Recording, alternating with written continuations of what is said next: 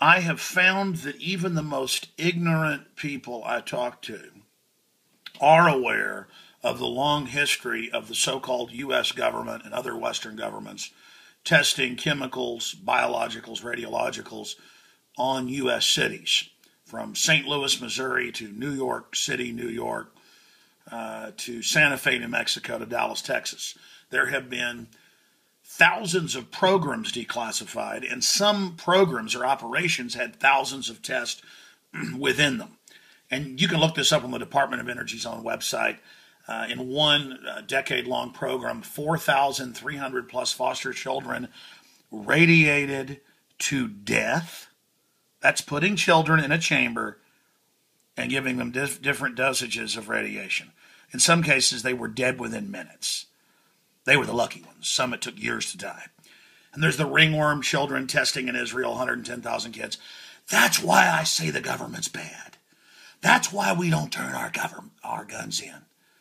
Because our government cannot be trusted. Our founders taught us that.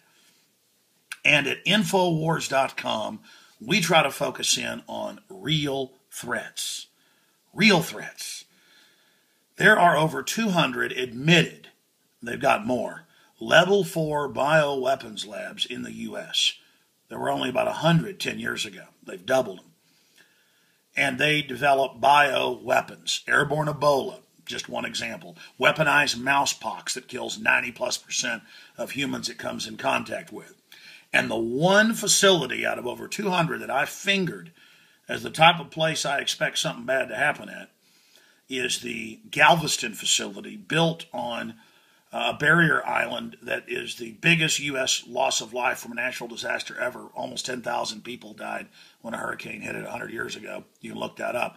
And it gets totally flooded all the time, devastated all the time.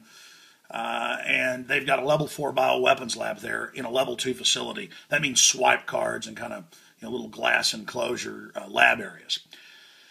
And they've got everything. They've got weaponized stuff in there that is airborne and kills almost everybody that comes in contact with it. Now they have missing enough of a type of hemorrhagic fever or Venezuelan jungle fever that's airborne and that they thought was a bioweapon attack back in the 90s when it first showed up because it was so deadly. And then, of course, our loving government got samples of it, cultured it, and now a container of it, enough to infect millions of mice and rats, that's who spreads it, is now missing. And of course, it may turn out, later that it was just misplaced. The point is that this is the type of cover story they're going to use when they release a 13 monkey type scenario. And I covered that in my film, End Game Blueprint for Global Enslavement. Now, this story's out, and everybody's saying, Alex, you got to cover it. This is not the first time this lab has had problems. It's been hit by hurricanes and had massive damage. Now, a level 4 is supposed to have 3 rows of fence, machine gun nest, minefield, and then it's supposed to be underground at least 3 stories with explosive fire bombs in it to burn out everything if anything gets released. It's automated. Of course, they just don't do that. That's the international treaties. Okay, so now hemorrhagic fever, really nasty type of jungle Venezuelan hemorrhagic fever is missing. And hey, I know what you'll just do. You'll just say it doesn't exist. I understand. There's no 3 billion bullets. Or 2 billion bullets. There's no thousands of armored vehicles. There's no checkpoints. There's no FEMA being set up as a domestic military, a new branch of the military for the American people. Everything's fine. And Obama wouldn't raise taxes on poor people, but he did. But it's okay because he said he wouldn't, and being lied to is a great thing. Now, here's an article a few years ago, Biolab in Galveston raises concerns. New York Times was reporting on that. Here's our report last year. There are literally more than 50 reports we've put out. And I told my crew to go out and do this report. We went out and asked Austinites, are you concerned about the 30 or so level 4 bioweapons labs in Texas alone? Are you concerned about this? Do you know that Lyme's disease, weaponized type of syphilis, that's what it is, they call it Lyme's disease, was bred at Plum Island off the coast of New York and released in New York? Maybe you don't care about that.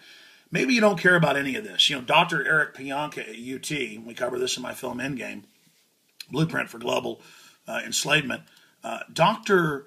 Eric Pianka, he came out 4 or 5 years ago and said, we need to reduce world population by 90%, and I can't wait till the airborne Ebola is released. Me and my family are ready to die. We're sad about it, but it's for the earth. And he gave a speech at the Texas Academy of Sciences and was given a standing ovation when he said similar things. So, the FBI went and visited him about it, but it's par for the course. He had graduate students and people sending me emails saying he doesn't go far enough. We need to get rid of all humans. And then I looked up one of the graduate students, now a PhD doctor, and she was working in level 4 bioweapon lab in Southern California. These are people that say kill everyone, and they're working in biology at UT. In bioweapons areas like Pianka has access to. Well, he's the head of one of the departments. And on his own official UT website, last time I checked, it's been up there for like 6-7 years, he talks about how much he loves Lucifer. I don't know, loves Lucifer, wants everybody to die, and his graduate students all swarmed in on me. And I looked up one of them that said all humans should die, and she works in bioweapons. It's just, not a big deal, nothing to look into or anything. I'm an extremist. I'm a bad man. Let's just trust a government that's been caught killing tens of thousands of us and different secret tests that they've declassified. Let's just trust these people. Everything's fine. And let's just trust the fact that they're gearing up for domestic warfare with 2 billion plus bullets and thousands of armored vehicles and domestic security forces that they all admit. I am begging all of you to go to Infowars.com and to go to this area of the site. A retired Army captain warns DHS acquisitions are bold threat of war against the American people, and that a coup d'etat is taking place. And it's a soft coup. You'll never hear about it. It's just, now we have checkpoints in America. Now we can disappear you. Now we can drone you. It's all happening. It's all happening. If you don't have checks and balances, strong men come in, special interests come in and take everything because it's an act of total domination. So we'll get this video that I'm shooting right now up on Infowars.com. There's an important rebroadcast today I'm doing 4 to 6 p.m. on Agenda 21 and with George Norrie with the syndicated Sunday show that's usually live. And I'll be back tomorrow live, 11 a.m. Central with the big official radio show. But everything is accelerating. Everything is accelerating. They're coming after the guns, everything. I told you they would. Your denial is what is empowering them. Get up, speak out, get involved, defend the Republic. Alex Jones signing off for Infowars.com on the real threat of bioweapons labs filled, in some cases, with hundreds of pathogens that will kill 9 out of 10 people. And that's conservative. Some mousepox estimates are 98+%.